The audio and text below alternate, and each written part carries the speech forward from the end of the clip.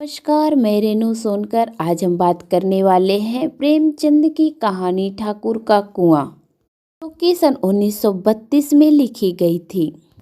तो चलिए करते हैं कहानी की शुरुआत। खू ने लोटा मुंह से लगाया तो पानी की सख्त बदबू आई। गंगी से बोला, यह कैसा पानी है? हमारे बास के पिया नहीं जाता, गला सूखा जा रहा है और तू सड़ा पानी पिलाए देती। गंगी प्रतिदिन शाम पानी भर लिया करती थी।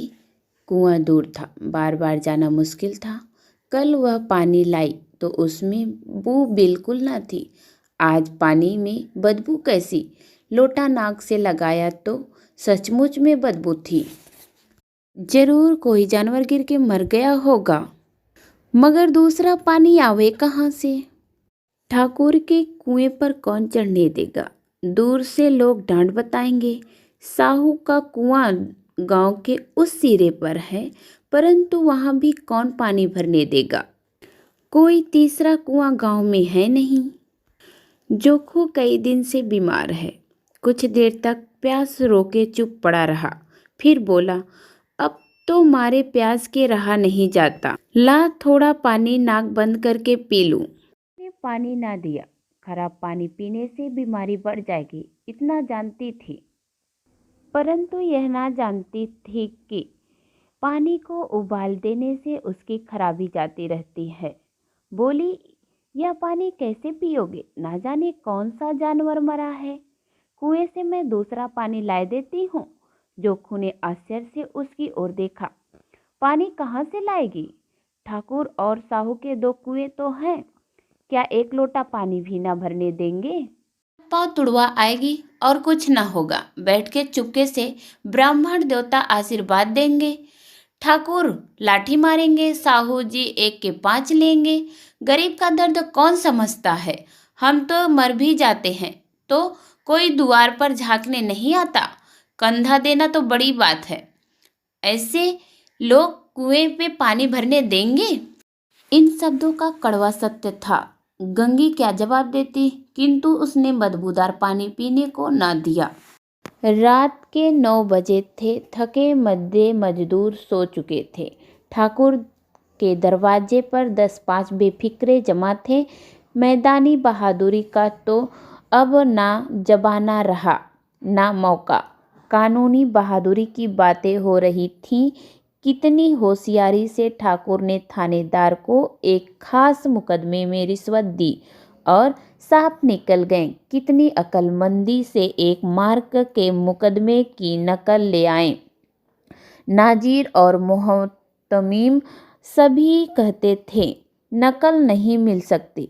कोई 50 मांगता, कोई 100। यह पैसे कौड़ी नकल उड़ा दी। काम करने का ढंग चाहिए।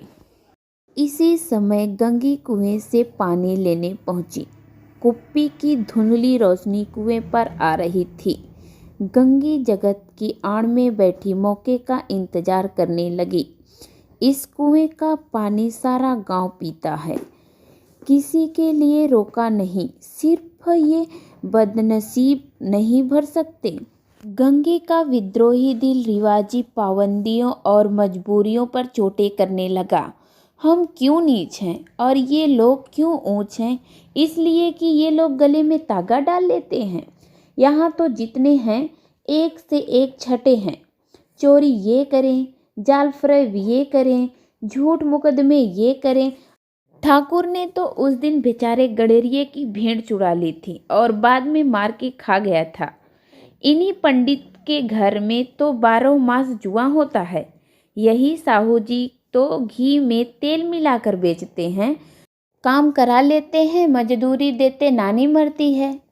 किस किस बात पे हमसे ऊंचे हैं? हम गली गली चिल्लाते नहीं हैं कि हम ऊंचे हैं, हम ऊंचे हैं।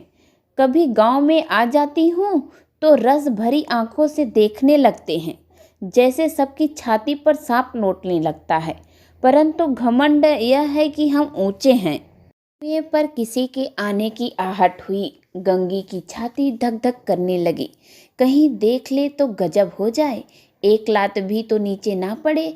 उसने घड़ा और रस्सी उठा ली और झुककर चलती हुई एक वृक्ष के अंधेरे साए में जा खड़ी हुई।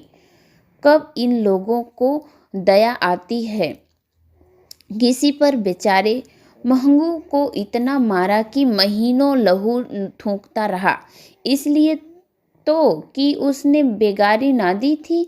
इस पर ये लोग ऊंचे बनते हैं।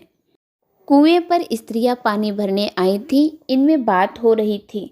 खाना खाने चले और हुक्म हुआ कि ताज़ा पानी भर लाओ, घड़े के लिए पैसे नहीं हैं। हम लोग को आराम से बैठे देख जैसे मर्दों को जलन होती है। हाँ, यह तो ना हुआ कि कलसिया उठाकर पानी भर लाते, बस हुक्म चला दिया कि ताज़ा पानी लाओ, जैसे हम लौंडिया ही तो हैं। लौंडिया नहीं तो और क्या हो तुम? रोटी कपड़ा नहीं पाती, 10-5 रुपए भी छीन छपट कर ले ही लेती हो। और लौंडिया कैसी होती हैं? मत जलाओ दीदी, छीन भर आराम करने को जी तरस कर रह जाता है। इतना काम किसी दूसरे के घर कर देती तो इससे कहीं आराम से रहती। ऊपर से वह एहसान मानता है, यहाँ काम करते करते मर जाओ। पर किसी का मुंह सीधा नहीं होता है। दोनों पानी भरकर चली गईं तो गंगी वृक्ष की छाया से निकलकर कुएं की जगत के पास आई। बेफिक्रे चले गए थे। ठाकुर भी दरवाजा बंद करके अंदर आंगन में सोने जा रहे थे। गंगी ने क्षणिक सुख की सांस ली। किसी तरह मैदान तो साफ हुआ। अमृत चुरा लाने के लिए जो राजकुमारी किसी जमाने में गया था, वह भी शायद इतनी सावधानी के साथ और समझ बूझ ना गया होगा।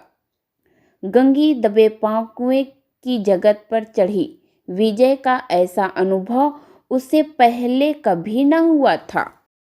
उसने रस्सी का फंदा घड़े में डाला, दाएं बाएं चौकन्नी दृष्टि से देखा, जैसे कोई सिपाही रात को शत्रु के किले में सुराग कर रहा हो।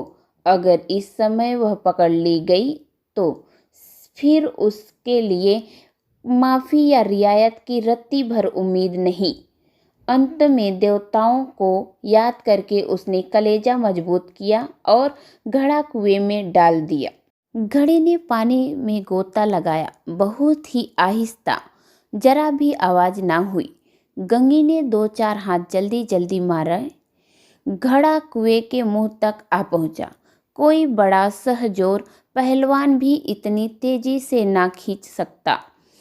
गंगी झुकी कि घड़े को पकड़कर जगत पर रखे कि एकाक ठाकुर साहब का दरवाजा खुल गया। शेर का मुंह इससे अधिक भयानक ना होगा। गंगी के हाथ से रस्सी छूट गई। रस्सी के साथ घड़ा धड़ाम से पानी में गिरा और कई क्षण तक पानी में हिलकोर की आवाजें सुनाई देती रहीं। ठाकुर कौन है, कौन है पुकारते हुए कुएं की तरफ आ रहे थे और गंगी जगत से कूदकर भागी जा रही थी। घर पहुंचकर देखा कि जो खूह लोटा मुंह से लगाए वही मैला गंदा पानी पी रहा है। यह कहानी समाप्त हुई। आज के लिए इतना ही। धन्यवाद।